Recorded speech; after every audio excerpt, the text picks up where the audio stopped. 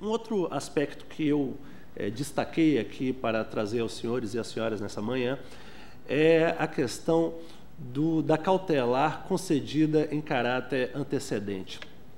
Todos nós conhecemos o regime do Código de Processo Civil, em que existe uma autorização legal para a propositura de uma cautelar preparatória. Está estabelecido pelo Código de Processo Civil que a ação principal deve ser proposta num prazo de 30 dias, sob pena de cessação da eficácia da medida eventualmente concedida, e que naquela cautelar já deve ser descrita, ainda que de uma maneira sumária, qual é a lide principal e quais são os seus fundamentos. A pergunta que se faz, e esse é um debate que vem sendo travado no STJ, e há ministros, eu dizia ontem no jantar, há ministros do STJ que entendem que as medidas cautelares antecedentes devem ser a exceção da exceção.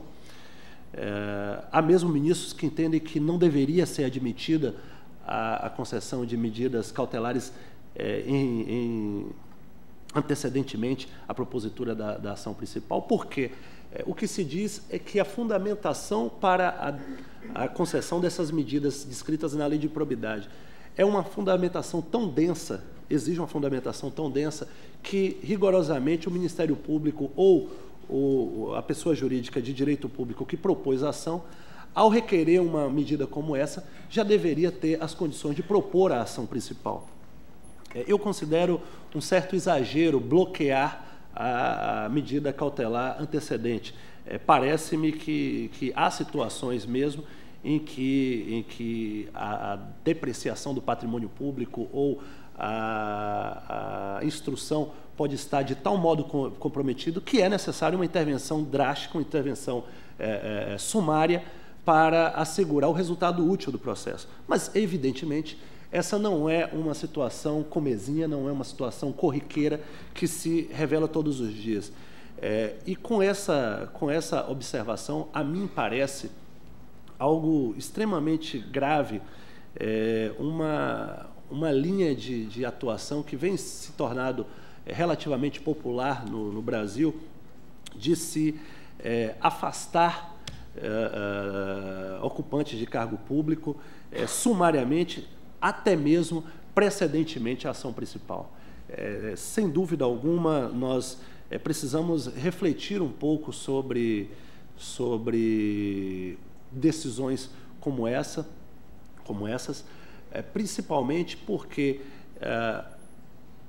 a lei de improbidade é muito clara ao assegurar, primeiro, que o afastamento do agente público deve se dar exclusivamente para garantir a instrução processual. Não há outra razão que justifique o afastamento de um agente público, ao menos não na lei de improbidade administrativa. E mais que isso, qual seria o lapso temporal razoável a justificar uma instrução probatória? Será que é razoável permitir que uma ação de improbidade fique com a sua fase instrutória aberta por 2, 3, 4 anos e o agente público afastado do seu cargo ou função durante todo esse período? O STJ tem entendido que não. Há uma decisão muito recente, 2010, do ministro Ari Pargendler, no exercício da presidência da Corte, um agravo regimental em suspensão de liminar e sentença, no qual o ministro Ari Pargendler diz que esse prazo deve ser um prazo exíguo, mas que, como não poderia o STJ substituir o juiz na apreciação da razoabilidade do prazo para a conclusão da instrução, eles, ao invés de devolver o agente público para a sua função, simplesmente estabelecer um prazo de 120 dias para que a instrução fosse concluída. Concluída ou não, o agente retornaria à sua função.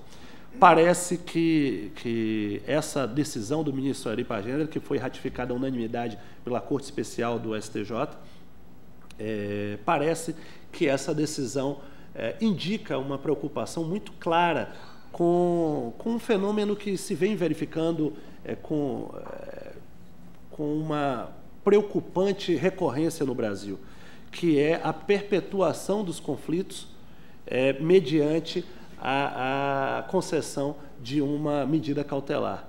Não é simplesmente concede-se uma medida cautelar, bloqueia-se os bens dos agentes alegadamente envolvidos, e aí a ação passa 10 anos tramitando. Evidentemente, isso não pode ser compatível com o Estado de Direito que nós pretendemos ter no Brasil. Aliás, e aí um parêntese na minha exposição, o Conselho Nacional de Justiça tem se preocupado bastante com esse problema do encerramento das ações de improbidade administrativa. Nas reuniões que temos promovido, juntamente com os nossos parceiros do sistema de justiça, principalmente o Ministério Público, fica evidente o desalento dos membros do Ministério Público com a não conclusão das ações de improbidade, porque não há nada mais frustrante do que se promover uma investigação séria, se faz um inquérito civil, depois se propõe uma ação civil pública, e aí, quando a ação chega à Justiça, acaba se perdendo pelos corredores e escaninhos e não se chega a uma conclusão. E o que é pior, muitas vezes com uma medida cautelar concedida, perpetuando uma situação de intervenção patrimonial ou de intervenção administrativa naquilo que foi licitamente, legitimamente previsto para ser uma intervenção na separação dos poderes, mas justamente para assegurar o checks and balances, né? O Poder Judiciário precisa ter poder para, em casos excepcionais, mas casos que acabam por acontecer, fazer uma intervenção na administração. Mas isso, evidentemente, não pode nem ser regra, nem pode se perpetuar. É necessário que essa intervenção seja pontual, seja cirúrgica e seja a suficiente para se alcançar o bem jurídico protegido, que é a integridade do patrimônio do Estado. Essa decisão do Superior Tribunal de Justiça, a qual me referi, da lavra do ministro Ari Pargendler, ministro-presidente Ari Pargendler, nos traz uma reflexão importante, não é? que, de modo geral, foi bastante considerada na reforma do Código de Processo Civil, que é a razoável duração do processo. O projeto do Código, que já foi aprovado no Senado da República e hoje está em tramitação na Câmara dos Deputados, teve eu posso dizer, uma obsessão em simplificar os ritos, em assegurar que os juízes possam dispor de mecanismos, de instrumentos adequados para a prestação da jurisdição, de modo a que isso se reflita na sua produtividade, de modo que isso se reflita na satisfação da pretensão que os cidadãos levam às portas do Poder Judiciário. E, para isso, nós entendemos, e vejam como esse tema que fui incumbido de falar, dialoga com o procedimento ordinário previsto no Código de Processo Civil.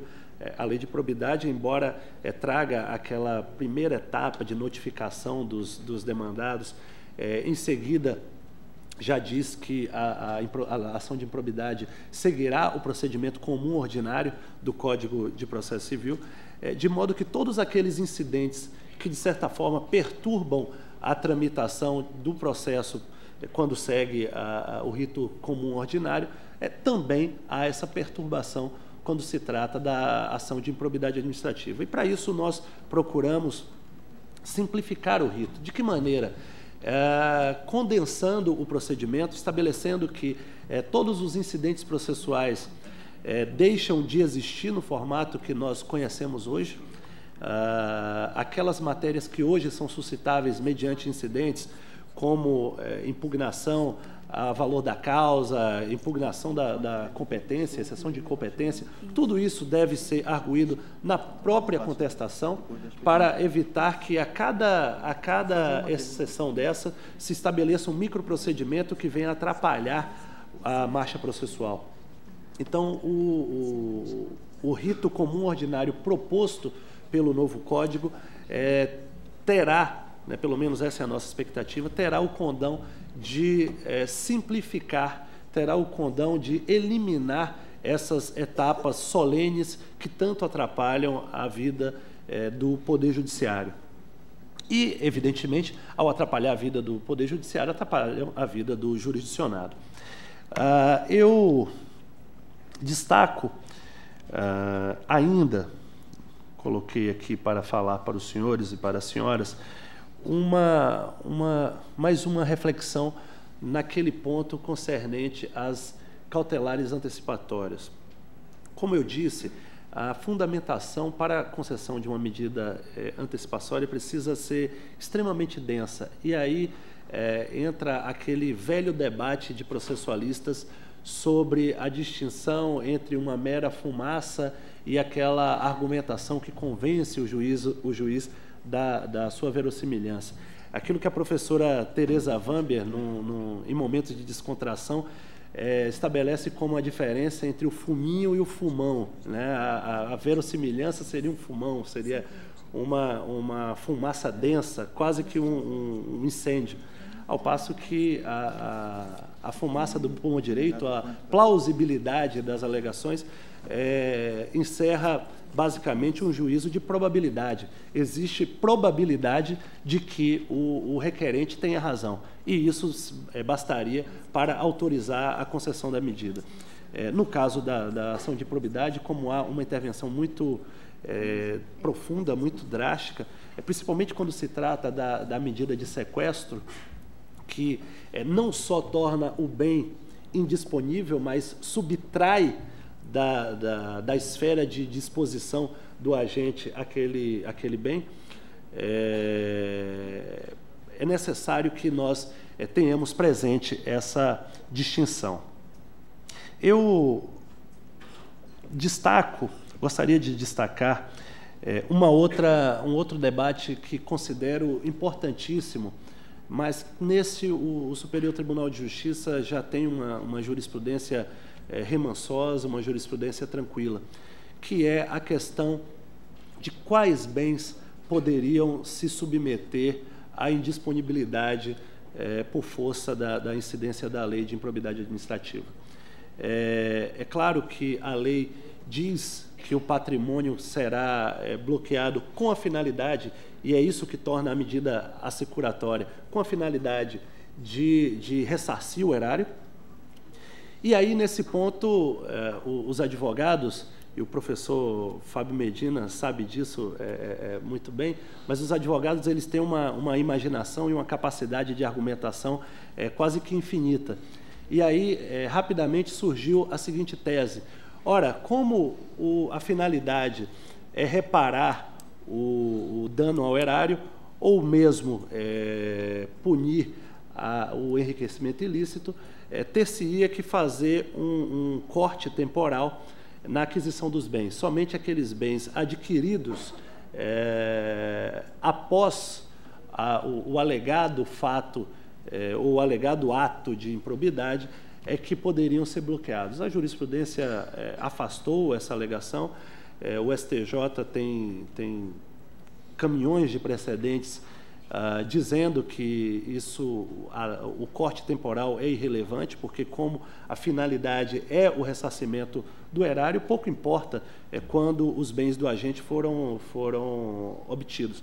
Até porque nós sabemos que, em matéria de improbidade administrativa, existe uma conexão muito intensa com lavagem de dinheiro, com crimes que certamente atrapalham, certamente, para não dizer inviabilizam, o ressarcimento integral. Então, nós não podemos fazer um corte como esse de modo a limitar a possibilidade de o Estado reaver o patrimônio que foi dilapidado.